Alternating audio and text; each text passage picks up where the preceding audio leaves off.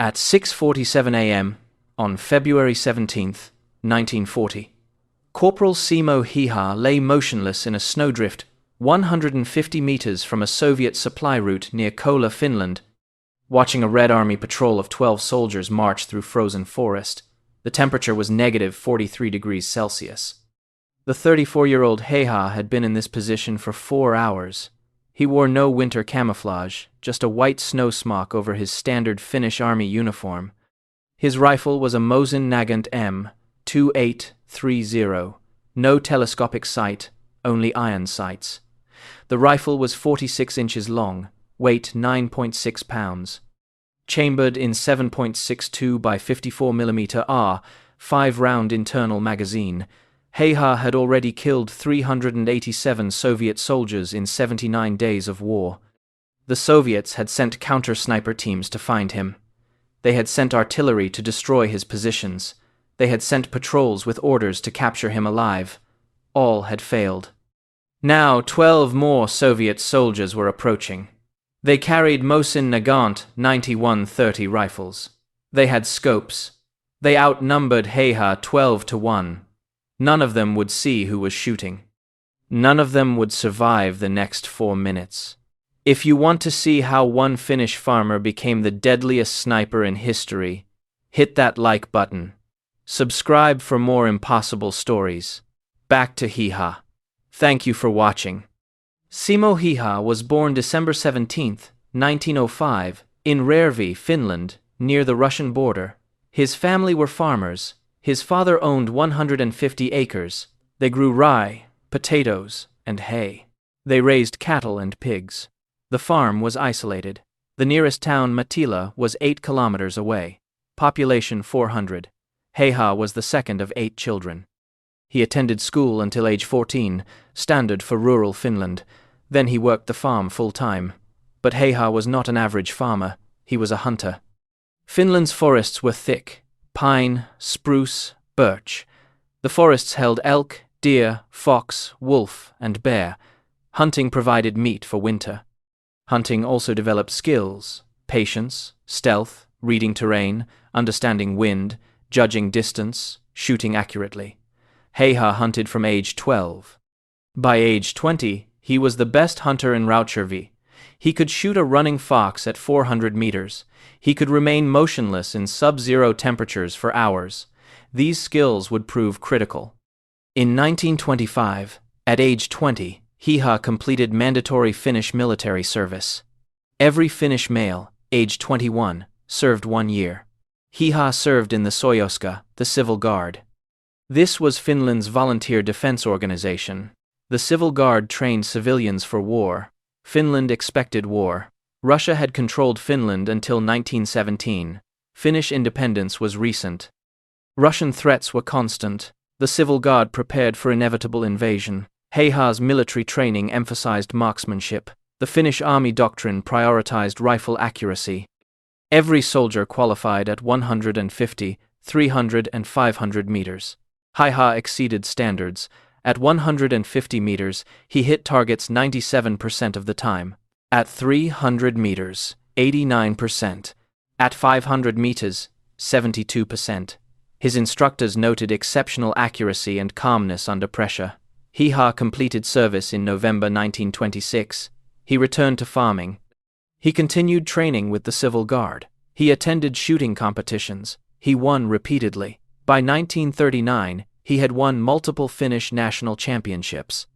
His competition rifle was a Mosin-Nagant M2830, the same rifle he would use in war. The Mosin-Nagant M2830 was manufactured by Sako, the Finnish arms company. It was a modification of the Russian Mosin-Nagant M91. The Finnish version was more accurate, better trigger, better sights, better stock. Length 46.5 inches, weight 9.6 pounds, barrel length 27 inches.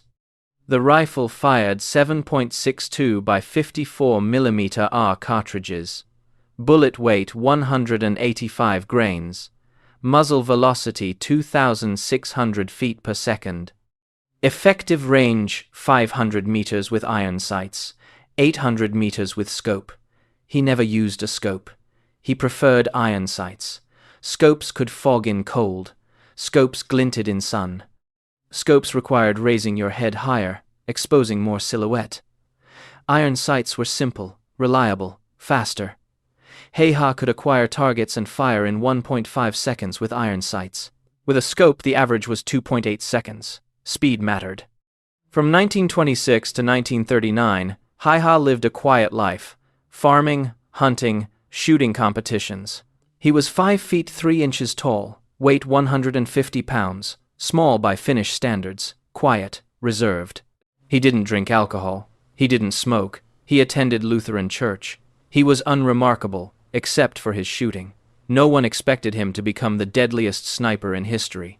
No one expected war to transform a farmer into a legend. Then, on November 30th, 1939, the Soviet Union invaded Finland. On November 30th, 1939, at 8 o'clock a.m., Soviet artillery shelled the Finnish border town of Manila. Soviet Foreign Minister Vyacheslav Molotov claimed Finland had fired first. This was false. It was a pretext. The Soviet Union wanted Finnish territory. Joseph Stalin demanded Finland cede land near Leningrad. Finland refused. Stalin ordered invasion. The Red Army deployed 1 million soldiers, 3,000 tanks, and 2,500 aircraft. The invasion force was massive. Finland's entire military numbered 300,000. No tanks, 114 aircraft. The numerical advantage was overwhelming. 3 Soviet soldiers for every Finnish soldier. The world expected Finland to surrender within 2 weeks. Finland didn't surrender. Finland fought. Simo Häyhä received mobilization orders on November 30th, 1939. He reported to his Civil Guard unit in Mittila. He was assigned to 6th Company, JR 34, Jaka Erik Menti 34, Infantry Regiment 34. The regiment deployed to the Kollaa River sector. This was 50 kilometers north of Häyhä's farm. The terrain was forest, dense, frozen. The Kollaa River was the defensive line. If the Soviets crossed Kollaa, they would advance to Viipuri. Viipuri was Finland's second largest city. Losing Viipuri meant losing the war.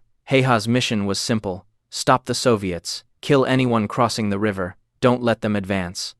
The Soviet 155th Rifle Division attacked Kollaa on December 7, 1939. Approximately 14,000 Soviet soldiers versus 4,000 Finnish defenders. The Soviets attacked in waves, human wave tactics. Soviet doctrine emphasized overwhelming numbers. Casualties were acceptable. The first wave crossed the frozen Kollaa River at 6:30 a.m. Finnish machine guns opened fire. 800 Soviets died in the first hour. The survivors retreated. The second wave attacked at 9 o'clock a.m. 600 more Soviets died. The third wave, at 11 o'clock a.m., 500 more dead. By nightfall on December 7th, 2,400 Soviet soldiers were dead. The Finns suffered 68 casualties. The exchange ratio was 35-1. The Soviets had tanks, artillery, and air support. The Finns had rifles, terrain knowledge, and determination. Häyhä participated in this first battle as a standard rifleman. He fired 42 rounds. He estimated 12 hits. Not confirmed, just estimates. But Häyhä noticed something. The Soviets moved predictably. They followed roads. They bunched together. They exposed themselves. His hunting experience taught him that predictable prey dies easily. Soviet soldiers were predictable prey. Häyhä requested transfer to sniper role. His company commander approved. Häyhä became a designated marksman on December 9th, 1939. He would operate independently, select his own positions, engage targets of opportunity. His only restriction, stay within 500 meters of Finnish lines. Häyhä accepted. He began hunting. Häyhä's first confirmed kill as a sniper occurred December 10th, 1939, at 7:23 a.m. A Soviet officer was organizing a patrol 250 meters from Finnish lines. The officer was visible through trees. Häyhä was prone in snow. He aimed. He exhaled slowly. Between heartbeats, he fired. The officer fell. The patrol scattered. Häyhä didn't move. He waited. At 7:31 a.m., a Soviet soldier approached the dead officer. Häyhä fired again. The soldier fell. The patrol retreated. 2 kills. Häyhä recorded them in his personal log. He recorded every kill, date, time, range, conditions. The log was methodical, clinical, like a farmer recording harvest yields. Over the next week, Häyhä developed his technique. He operated alone. He left Finnish lines before dawn. He moved 200 to 400 meters towards Soviet positions. He found concealment, a snowdrift, fallen trees, dense brush. He prepared his position carefully. He cleared snow from his muzzle area. Muzzle blast disturbs snow. Disturbed snow reveals position. He packed snow tightly around himself. He left only his rifle barrel and head exposed. He minimized his silhouette. He waited. Soviet patrols moved through the forest daily. They followed trails. They sought Finnish positions. They were targets. Häyhä fired at ranges between 150 and 400 meters. He preferred 250 meters. At 250 meters, the 7.62 by 54 mm round had 2,100 feet per second velocity. Bullet drop at 250 meters was 7 inches. Wind drift minimal. He aimed center mass chest. The bullet's energy at 250 meters was 1,850 foot-pounds, sufficient to penetrate Soviet winter uniforms and kill instantly. He averaged 5.3 kills per day in December 1939. This was exceptional. The average sniper achieved 0.8 kills per day. He was 7 times more effective. His method was consistent. Fire once, wait, observe. If additional targets presented, fire again. Never fire more than 3 rounds from one position, 3 shots maximum before relocating. More than 3 shots allowed enemies to triangulate position. After 3 shots, Häyhä withdrew 50 meters. He established a new position. He waited. Sometimes Soviet return fire hit his previous position. Artillery, machine guns, mortars. The Soviets destroyed empty positions. Häyhä was already gone. By December 22, 1939, Häyhä had 87 confirmed kills. His company commander verified each one. Verification required witness or direct observation. Häyhä operated alone, so witnesses were rare, but his company observed Soviet casualties when reclaiming positions. The dead matched Häyhä's reports. The kills were real. The Soviets began noticing. Patrols found dead soldiers, single gunshot wounds, center mass, headshot, no sounds, no muzzle flashes seen. The soldiers died from an invisible threat. Soviet officers interrogated survivors. Survivors reported nothing. They heard 1 shot. 1 soldier fell. They took cover. Sometimes another shot. Another soldier fell. They never saw the shooter. The Soviets called him Belaya Smrt, White Death. The name spread. Soviet soldiers feared Kollaa sector. They knew White Death operated there. They didn't know White Death was one man. They assumed a team, 6 to 8 snipers. How else could one position kill so many? It was incomprehensible that one farmer with iron sights was killing entire patrols. On January 8, 1940, Soviet command deployed counter-sniper teams to Kollaa. These were specialized units, trained snipers, with Mosin-Nagant 9130 PU rifles. The PU was a scoped variant, 3.5 times magnification. These snipers had orders: find White Death, kill him. The teams operated in pairs, 1 spotter, 1 shooter. They used standard counter-sniper tactics: observe suspected sniper positions, wait for muzzle flash, return fire immediately, suppress or kill enemy sniper. The tactics were sound. They failed against Häyhä. The problem was Häyhä's method. He fired from prone positions deep in snow. His muzzle was below snow level. When he fired, the muzzle blast dissipated into snow. No visible flash. The sound was muffled. Soviet counter-snipers heard shots but couldn't locate origin. They watched suspected positions. Häyhä wasn't there. He was 50 meters away, already relocated. The Soviet snipers were hunting a ghost. Additionally, Häyhä used temperature to his advantage. At -40 degrees Celsius, breath creates vapor. Vapor reveals position. Häyhä held snow in his mouth. The snow kept his breath cold. No vapor formed. Soviet snipers looked for breath vapor. They found nothing. Häyhä was invisible. The Soviets tried artillery. If counter-snipers couldn't find him, artillery would saturate suspected areas. On January 15, 1940, Soviet artillery bombarded a 500-meter section of forest where Häyhä operated. 200 shells, 122mm howitzers. The bombardment lasted 30 minutes. Trees were shattered, snow was churned, the forest was destroyed. When Finnish scouts checked after the bombardment, they found Häyhä 800 meters south. He had observed the artillery preparation and moved before the shells arrived. 0 casualties. The Soviets wasted 200 shells. The Soviets tried infiltration. Small teams would move at night. They would establish ambush positions along routes where White Death operated. When he appeared, they would kill him. On January 22, 1940, a Soviet team of 8 soldiers infiltrated 300 meters behind Finnish lines. They established positions at a trail intersection. They waited. At 6:45 a.m., Häyhä approached. He was 180 meters from the Soviet ambush. He stopped. He sensed something wrong. Hunters develop instincts. Häyhä's instincts said danger. He withdrew. He circled 400 meters east. He approached the intersection from a different angle. At 7:30 a.m., he observed the Soviet ambush team. They were watching the trail. Their backs were exposed. Häyhä shot 4 of them before the others fled. The ambush failed. By February 1, 1940, Häyhä had 219 confirmed kills. The Soviets increased their efforts. They deployed more counter-sniper teams. They increased artillery bombardments.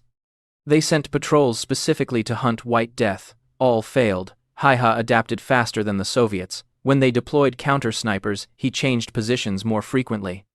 When they used artillery, he operated from deeper positions. When they sent hunter patrols, he hunted the hunters. His kill count increased. The Soviets also suffered from poor morale. Soviet soldiers knew about White Death. They knew Kollaa was a death trap. Volunteers for patrols declined. Officers had to order soldiers forward. Some soldiers refused. Refusal meant execution, but death from White Death seemed certain. Death from execution was merely possible. Some chose execution. Soviet discipline held, barely. But the fear was real. One Finnish farmer with a rifle created fear in an army of 1 million. February 1940 was Häyhä's deadliest month. The weather was coldest, -40 to -45 degrees Celsius. Soviet soldiers wore heavy winter uniforms. The uniforms were brown. Brown against white snow, visible at 500 meters. Häyhä exploited this. He increased his operating range. Instead of 250 meters, he engaged at 350 to 450 meters. The longer range meant Soviet return fire was less accurate. It also meant Häyhä needed exceptional marksmanship. At 400 meters, bullet drop was 22 inches. Wind drift at 10 miles per hour was 8 inches. Häyhä compensated automatically. Years of hunting made the calculations instinctive. On February 17, 1940, the day from the hook, Häyhä killed 16 Soviet soldiers. He fired 19 rounds, 16 hits, 3 misses. The 12-man patrol from the hook was eliminated in 4 minutes. Häyhä fired 12 rounds, 11 hits. 1 soldier escaped wounded. Häyhä relocated and found a different patrol. 4 more kills. Then another patrol. 1 more kill, 16 total. The Soviet 155th Rifle Division reported 23 casualties that day in Häyhä's sector. 7 were from artillery, 16 were from snipers. All sniper casualties were attributed to White Death. Häyhä confirmed 16. The numbers matched. By February 21, 1940, Häyhä had 387 confirmed kills. This was extraordinary. The Winter War had lasted 83 days. Häyhä averaged 4.7 kills per day. The previous record holder for most sniper kills was unknown. Sniper records weren't widely kept in 1940, but estimates suggested the highest previous total was approximately 150 kills by a German sniper in World War I. Häyhä had more than doubled that. He was the deadliest sniper in history, and the war wasn't over. But February 21st, 1940, was also when Soviet command changed tactics. They stopped trying to find Häyhä. Instead, they decided to eliminate the entire area where he operated.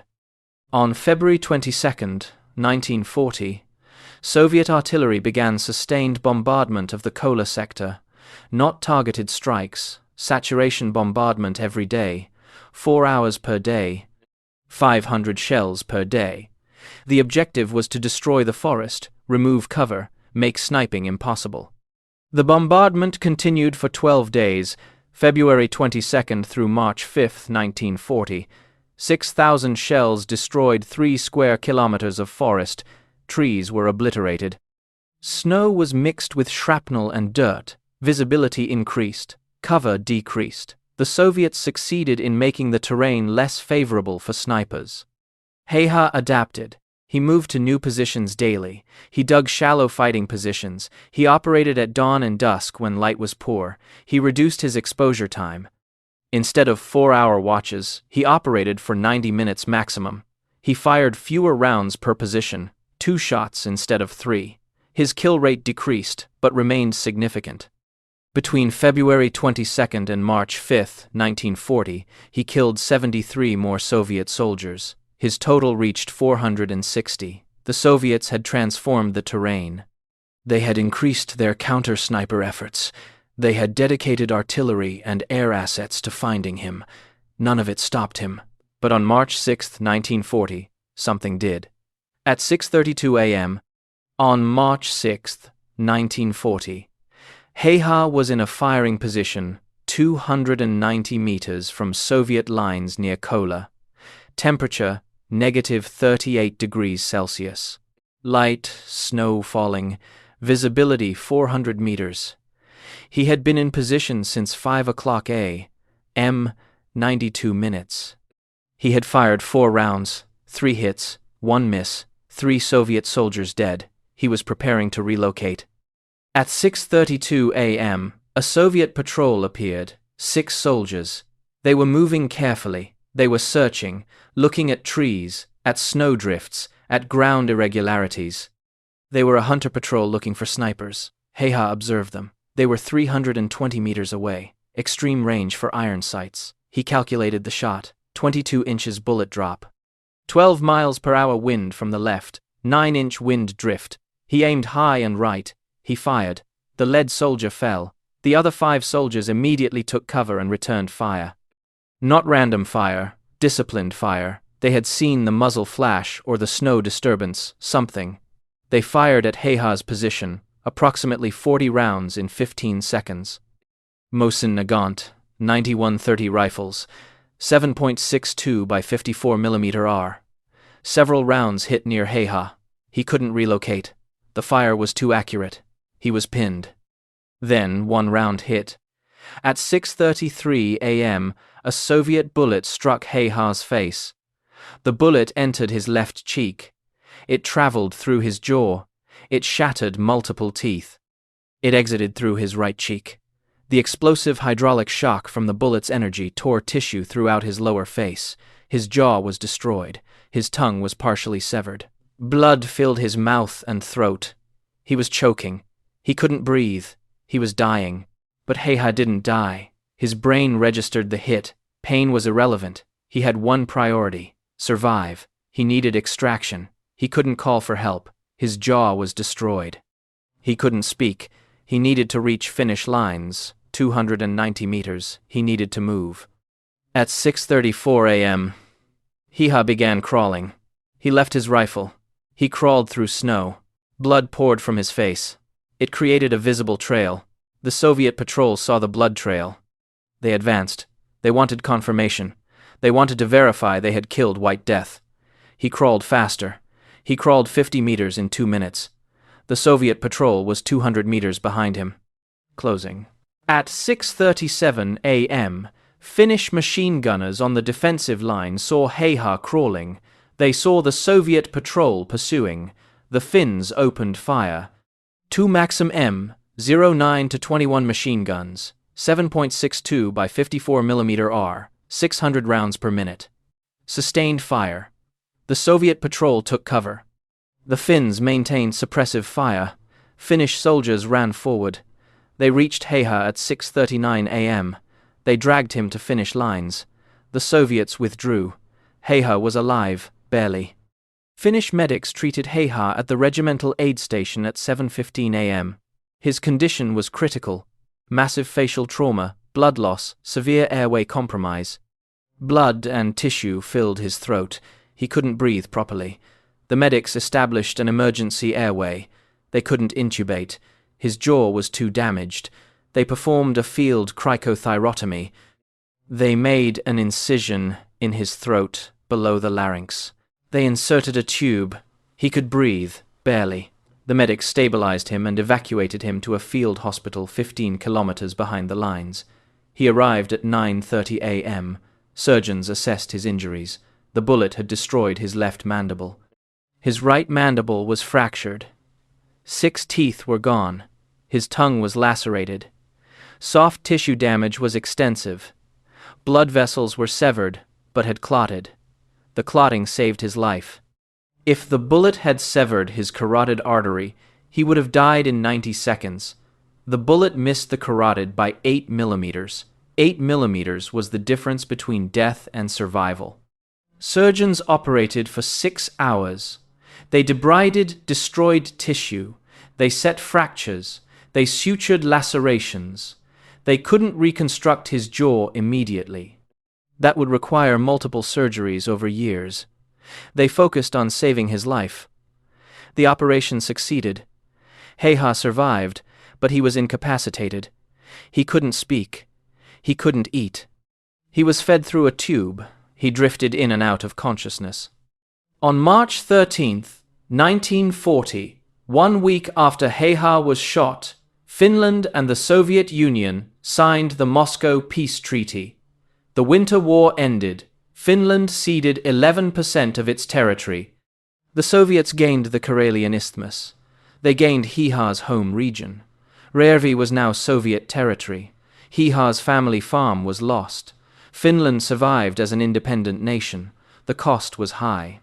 70,000 Finnish casualties, 25,900 dead. The Soviets suffered 321,000 casualties. 126,875 dead.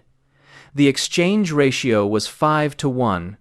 Finland lost but inflicted catastrophic casualties.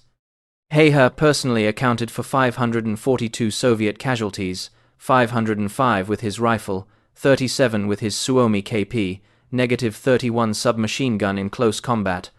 542 confirmed kills in 98 days of combat, 5.5 kills per day average, the deadliest sniper in history. Häyhä remained in hospital until July 1940, his jaw partially healed. Surgeons performed 3 additional operations. They reconstructed his jaw using bone grafts. They rebuilt his left cheek. The reconstruction was partially successful. His face was permanently disfigured. His left cheek was collapsed. His jaw was misaligned. He could speak, but with difficulty. He could eat, but slowly. He would never look the same, but he was alive. On July 17, 1940, Häyhä was discharged from hospital. He was promoted to second lieutenant. This was a field promotion, recognition for his service. He received the Cross of Kollaa. This was Finland's highest military decoration for winter war service. The medal ceremony occurred in August 1940. Finnish Commander-in-Chief Carl Gustaf Emil Mannerheim personally presented the medal. Mannerheim asked Häyhä how he became such a good shot. Häyhä replied, "Practice." 2 words. Typical Häyhä. Quiet, understated. Häyhä couldn't return to his farm. Järvi was Soviet territory. His family had evacuated. They relocated to Ruokolahti, 80 kilometers west. The Finnish government compensated families who lost land. They provided new farms. Häyhä received 50 acres. He built a small house. He farmed. He hunted. He lived quietly. He didn't discuss the war. When asked about his kills, he said, "I did what was necessary, nothing more." In 1941, Finland entered the continuation war against the Soviet Union. This was separate from the Winter War. Häyhä wanted to serve. The army refused. His injuries were too severe. He couldn't serve in combat. He was assigned to training duties. He taught marksmanship to new snipers. He taught camouflage, fieldcraft, patience. His students asked about his techniques. He demonstrated. He emphasized simplicity, iron sights, consistent position, breath control, calm. His methods worked. Finnish snipers in the continuation war averaged 2.3 kills per day, higher than any other nation's snipers. Häyhä's training contributed. After the continuation war ended in 1944, Häyhä returned to farming. He lived in Kollaa until his death. He never married. He lived alone. He hunted occasionally. He attended veterans' gatherings. He was recognized, respected, but he remained humble. He refused interviews. When journalists asked about the war, he said, "It was my duty. I fulfilled it, that is all." In 1998, at age 93, Häyhä agreed to one interview. A Finnish historian recorded it. The historian asked if Häyhä regretted killing 542 men. Häyhä said, "I regret that the war happened. I regret that men died, but I don't regret my actions. Soviet soldiers invaded my country. They would have killed Finns. I stopped them. That was my duty." The historian asked if he felt like a hero. Häyhä said, "No, I was a soldier. I followed orders. Heroes are men who sacrifice themselves. I survived. I'm just a farmer who learned to shoot." Simo Häyhä died April 1, 2002. He was 96 years old. He died peacefully in a veterans' nursing home in Hämeenä, Finland. He had lived 62 years after being shot in the face. 62 years after the Winter War ended, he outlived the Soviet Union. The Soviet Union collapsed in 1991. Finland remained independent. Häyhä contributed to that independence. His funeral was attended by 300 people, veterans, politicians, journalists. The President of Finland sent condolences. Häyhä was buried in Kollaa, a simple grave. No elaborate memorial, just a headstone with his name, birth date, death date, and one word, soldier. Häyhä's Mosin-Nagant M2830 rifle survived the war. After Häyhä was shot, Finnish soldiers recovered his rifle from the snow. The rifle was returned to Finnish army inventory. It was assigned to another sniper. That sniper used it for the remainder of the Winter War. The rifle survived. After the war, it was returned to Saco factory. Saco refurbished it. They replaced the barrel. The original barrel was worn from firing 10,000 plus rounds.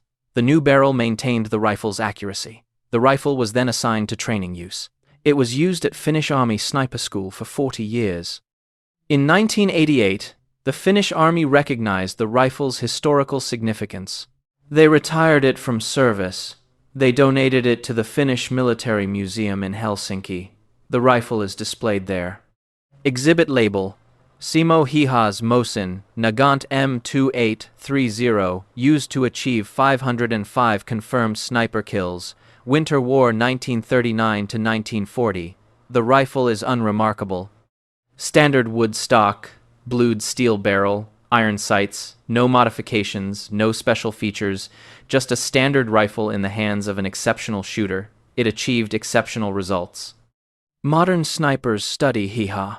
His techniques are taught in sniper schools worldwide, not just Finnish schools. American, British, Russian, Israeli. All study Häyhä. The lessons are timeless. Patience overcomes technology. Simplicity beats complexity. Iron sights at 250 meters with perfect fundamentals beats scoped rifles at 500 meters with poor fundamentals. Calm under pressure. Adaptation to conditions. These principles haven't changed. Häyhä proved them in 1940. They remain valid today. The Soviets never confirmed who shot Häyhä. Soviet records from the Winter War are incomplete. The Soviet soldier who hit Häyhä is unknown. The Soviets claimed multiple times they had killed White Death. Each claim was false. Häyhä survived. After the war, Soviet veterans sometimes claimed credit. I shot White Death. None could prove it. The soldier who actually hit Häyhä likely died later in the war, or died in Stalin's purges, or never knew who he shot. The Soviets fired thousands of rounds at Finnish positions. One round hit Häyhä. Probability, chance, not skill. The Soviets got lucky once in 98 days. That luck nearly killed the deadliest sniper in history. Häyhä's record has never been broken. 542 confirmed kills. The next highest sniper total is approximately 500 kills by Soviet sniper Ivan Sidorenko in World War II. Sidorenko operated for 4 years. Häyhä operated for 98 days. If Häyhä had served a full year at the same rate, he would have killed 2,000 men. If he had served 4 years like Sidorenko, 8,000 men, the mathematics are staggering. But Häyhä didn't serve longer. He was shot. He survived. He served 98 days, 542 kills, 5.5 per day. No other sniper has matched this rate. No other sniper has matched this total in such a short time. Modern military analysts have studied Häyhä's effectiveness. They concluded his success derived from 5 factors: exceptional marksmanship, intimate terrain knowledge, extreme weather creating opportunity, Soviet tactical incompetence, and luck. All 5 were necessary. Remove any one factor, and Häyhä's success decreases. His marksmanship was genetic and trained. His terrain knowledge came from living there 34 years. The weather was historically cold in winter 1939 to 1940. Soviet tactics were rigid and predictable. Luck meant surviving 98 days when probability said he should have died by day 30. All factors aligned. The result was 542 dead Soviet soldiers. The human cost of Häyhä's success is measured in 542 lives.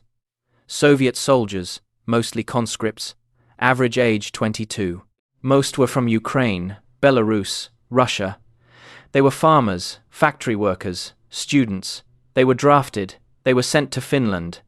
They died in frozen forest. They never saw who shot them. One moment walking, next moment dead. Some died instantly, some bled out in snow.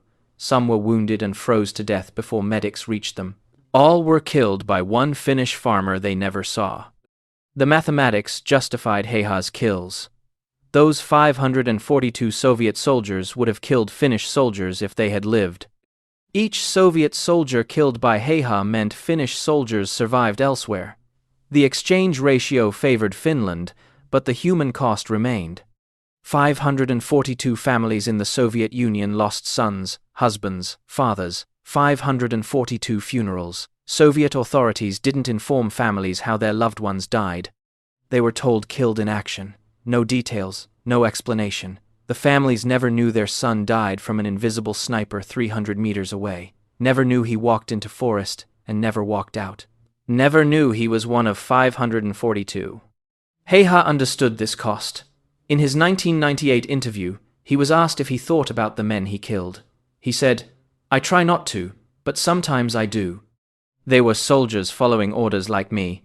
They didn't choose war. Stalin chose war. Politicians chose war. Soldiers fought war. I killed soldiers. They would have killed me if they had seen me first. That is war. It is not heroic. It is not glorious. It is killing. I was good at killing. That doesn't make me proud. It makes me sad that I was needed." This reflection reveals Häyhä's character. He was not a psychopath who enjoyed killing. He was a soldier who understood necessity. War required killing. He killed efficiently. He followed duty. But he didn't celebrate it. He didn't boast. When awarded medals, he said, "These should go to soldiers who died. They sacrificed more than I did. I survived. They didn't." This humility characterized Häyhä's life. He was the deadliest sniper in history. But he saw himself as a farmer who did his duty, nothing more. The question remains, how did one farmer kill 542 trained soldiers in 98 days? The answer is multifaceted. Häyhä had exceptional marksmanship. Years of hunting developed unconscious competence. He didn't think about shooting, he just shot. Muscle memory, instinct. Second, he had infinite patience. Farmers understand patience. Crops grow slowly. Animals move unpredictably. You wait. You don't rush. Häyhä applied a farmer's patience to sniping. He waited hours for one shot. Third, he operated alone. No distractions, no coordination required. He made all decisions. He moved when he wanted. He shot when he wanted. Independence increased effectiveness. Fourth, he understood terrain intimately. He grew up 8 kilometers from Kollaa. He hunted those forests for 22 years. He knew every trail, every hill, every clearing. Soviet soldiers didn't know the terrain. They followed maps. Maps show trails. They don't show good sniper positions. Häyhä knew where good positions were. He selected positions Soviets wouldn't expect. He fired from positions Soviets couldn't predict. Fifth, he exploited Soviet weaknesses. Soviet tactics were rigid. Patrols followed patterns. Häyhä learned patterns. He positioned himself where patrols would appear. He waited. They appeared. He fired. Pattern recognition was key. Sixth, he maintained absolute discipline.